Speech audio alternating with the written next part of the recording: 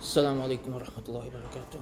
الحمد لله والصلاة والسلام على رسول الله. إن الحمد لله نحمده ونستعين ونستغفره ونؤمن به توكل عليه ونعوذ بالله من شرور أنفسنا ومن سيئات أعمالنا. من يهده الله فلا مضل له ومن يضلل فلا هادي له. أما بعد فإن أصدق الحديث كتاب الله وخير هدي محمد صلى الله عليه وسلم وشر الأمور محدثاتها وكل محدثة بدعة وكل بدعة ضلالة وكل ضلالة في النار.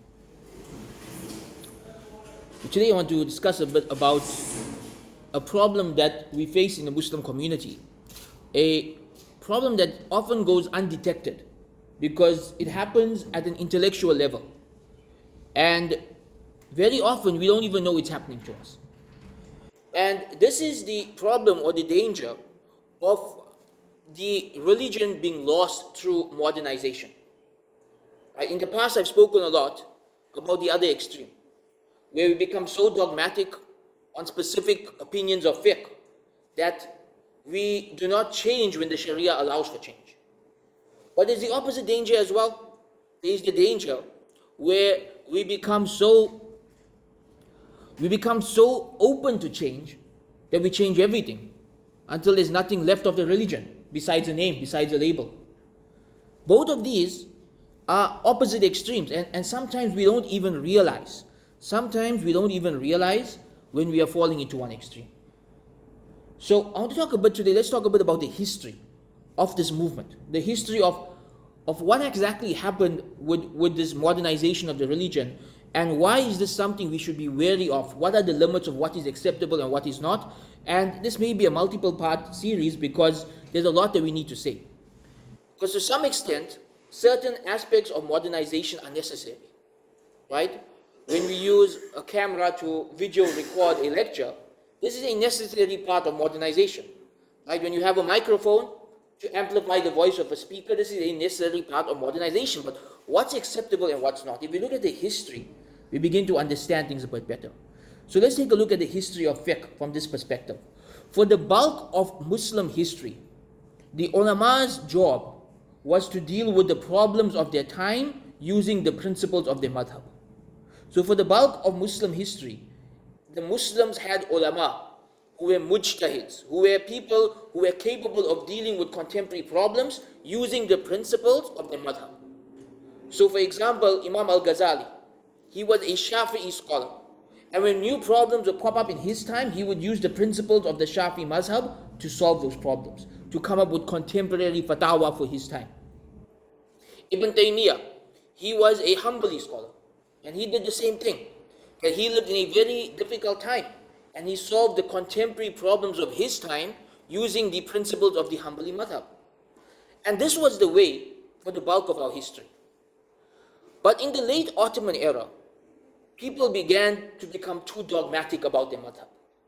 They moved away from having ulama who did ijtihad using the principles of their madhab towards having just a complete blind following, to a level where the opinions of the madhab began to be treated as if they were the Quran.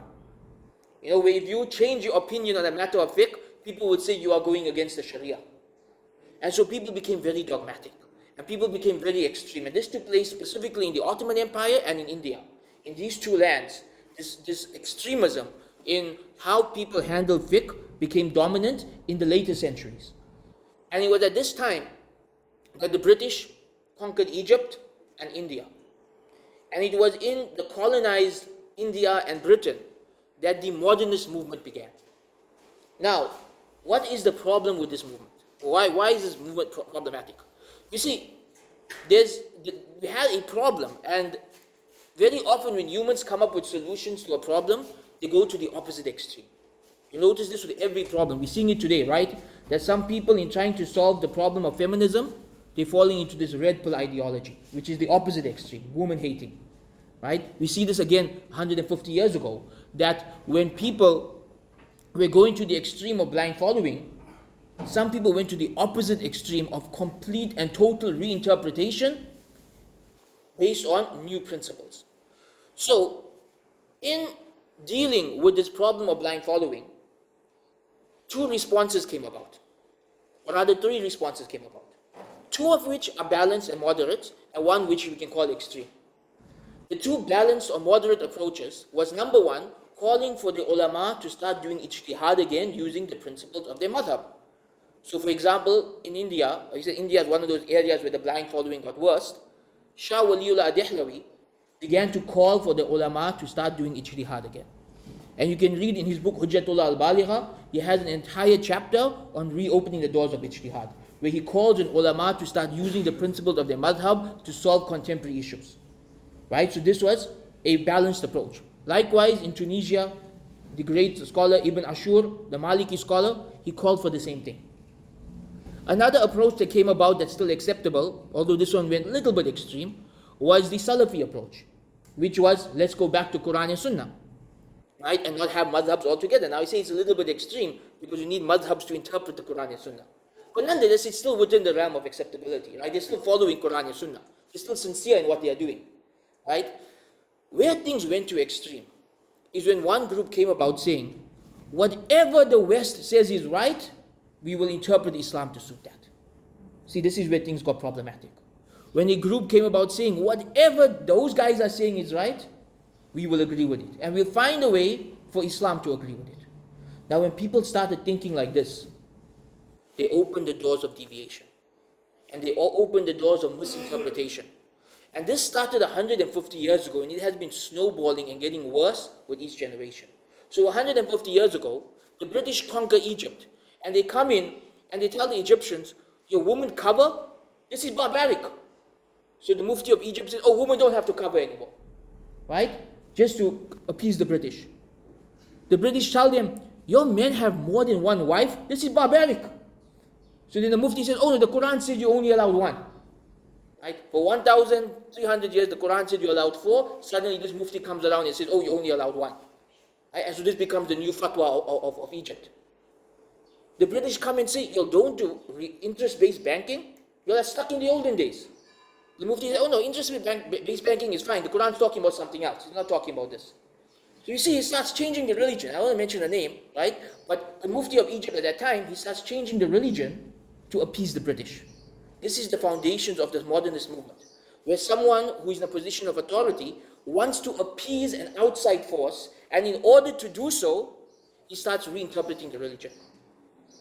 The problem is, over the past 150 years, the West has been moving further and further down the path of liberalism, further and further down the path of immorality.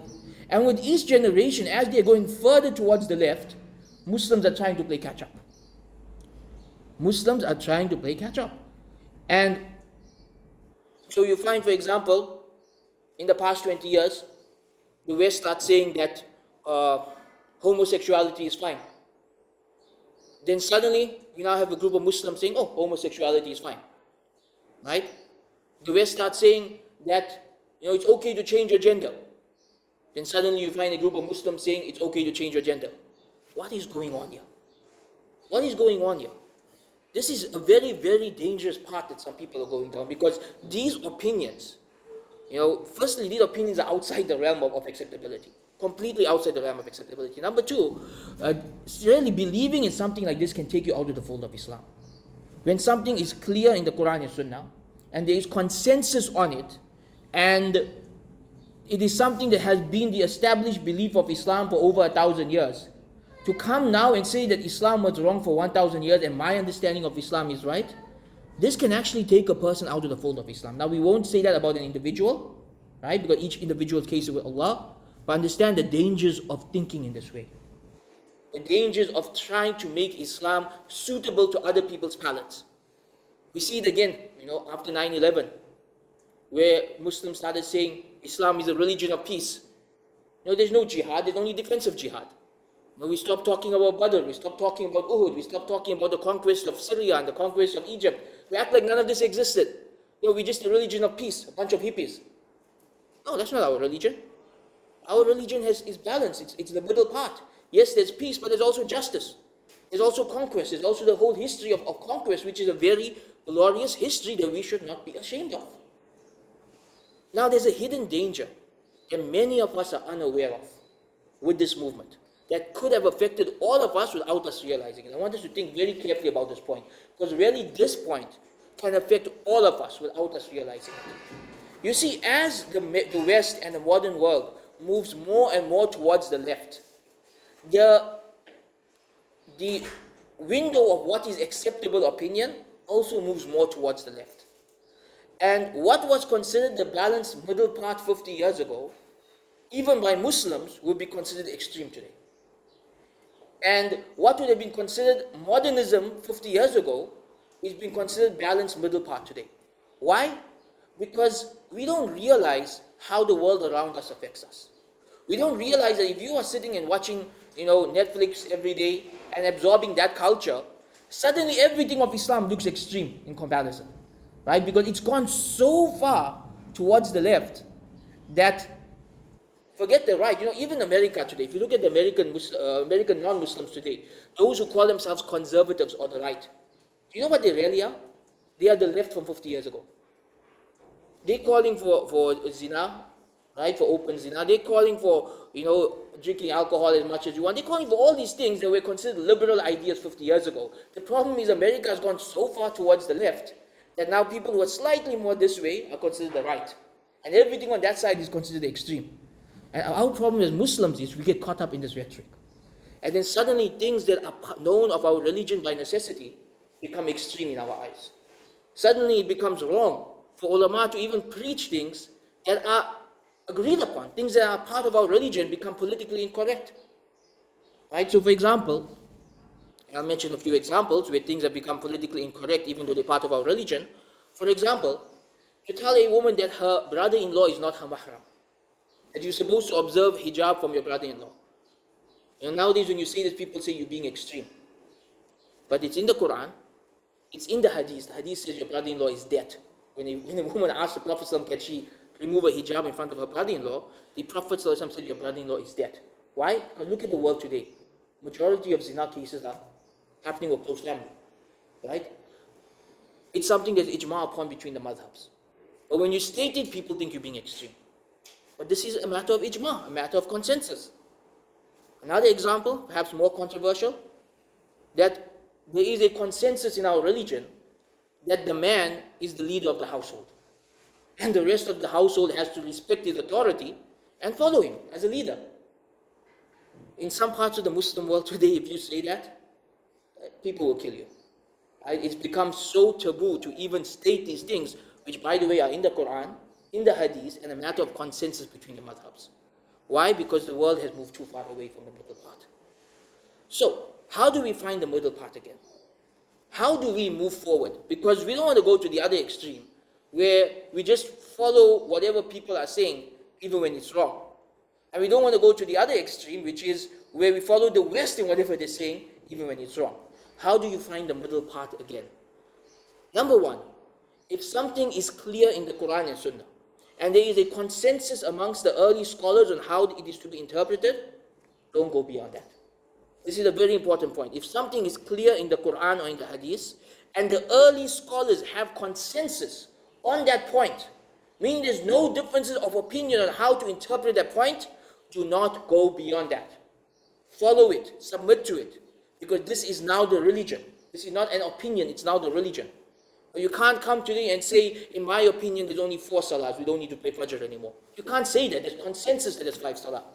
Right? You can't come today and say, we don't need to fast in Ramadan anymore. We can fast in December instead because we follow the Gregorian calendar. You can't say things like that. Why? Because there is consensus. The Quran is clear, the Hadith is clear, there is consensus. So when there is consensus amongst the early Muslims on a point, there is no room for difference of opinion. And we have to be very careful today. So for example, today we have people coming and saying that, the story of Prophet Lut, it's dealing with rape, nothing to do with homosexuality. We tell them you are lying. You are lying because for 1,400 years, everybody agreed upon the interpretation of the story, and then you come today, suspiciously a homosexual walks up today and says everybody before was wrong in the interpretation. It reminds me of something my teachers used to say when I was young, that everybody says smoking is haram besides the smoker. Right? That's what's happening now with the homosexuals. Everyone's saying homosexuality is haram besides the homosexual. Right? That we want to justify what we do. So be careful when there is ijma. Do not go outside the boundaries of ijma. And when you are presented with a new opinion, ask yourself 4 questions about that opinion.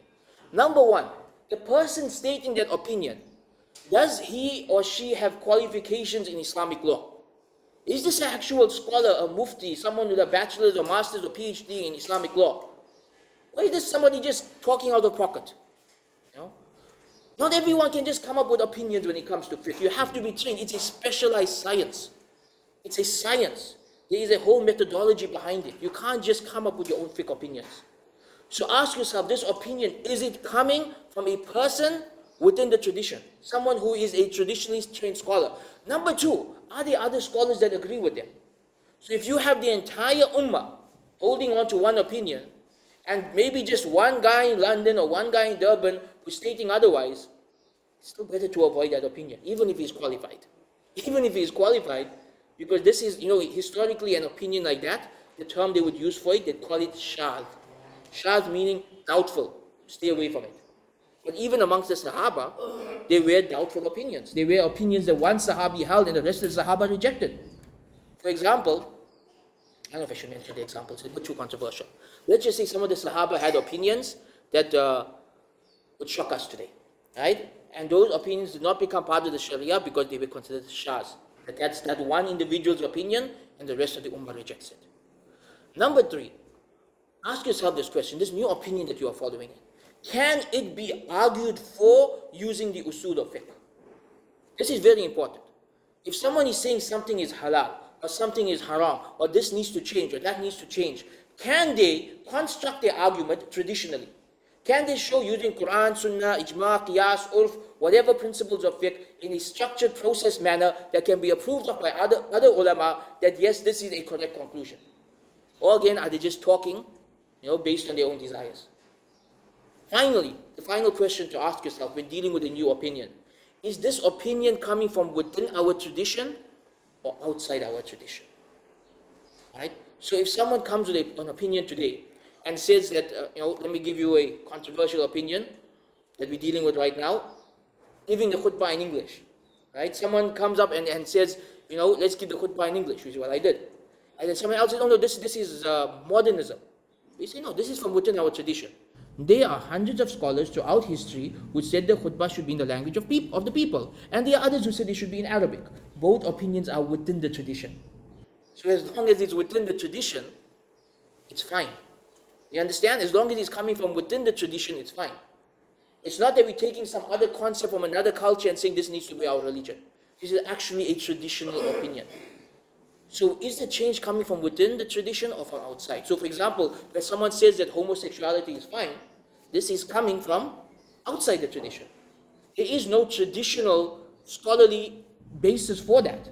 This is coming from someone seeing where the world is headed and wanting Islam to go in the same direction. Right? It's like projecting somebody else's values onto Islam. So this is coming from outside the tradition. So a reminder to all of us that yes, ulama need to do ijtihad. They need to solve contemporary problems. It has to be done using the usul of their madhab. It has to be done in a traditional manner. And we have to submit to the conclusion whether we like it or not. Right? But the ijtihad has to be done. However, we have to understand the boundaries set by Allah as well. If there is no boundaries, and if everything is open to change, then you don't have a religion. If everything is open to change, you do not have a religion. Take a lesson from the Christians. They allowed everything to be open to change. And they are dying. The religion is dying. It's dying out across the globe. Churches are empty. People don't take the religion seriously anymore. Islam is on its way to becoming the number 1 religion in the world simply because Christianity is dying. Really, that's what's happening. Just because their religion is dying and our religion is growing, within the next 40 years we'll be number 1 even though we are politically weak. Their religion is dying because they never held on even to the most basic principles. We even have Christian churches now where they're saying that, being gay is fine. Completely rejecting their scripture. Do we want to go down the same path? To understand, if you start today with rejecting some of the moral principles of Islam, your children will reject some of the pillars of Islam, and their children will reject Islam altogether. That's the direction that we're heading if we go down that path. So when there is ijma, we submit. And when there is a new opinion, we analyze it within the usul of fiqh and make sure it's coming from an authentic and qualified source. Then you can follow it. Right? Then you can follow it. Otherwise, we are in danger of affecting our own iman. So we ask Allah for balance, we ask Allah for moderation, we ask Allah to grant us hikmah and wisdom and understanding of this religion, to keep us steadfast on the straight path, to protect us from both extremes, from the extreme of blind following of people and from the extreme of blind following of the of non-Muslims. And we ask Allah to grant us the correct understanding of this religion. Subhana rabbika rabbil izzati amma yasifun wa salamun ala mursaleen walhamdulillahi rabbil alameen.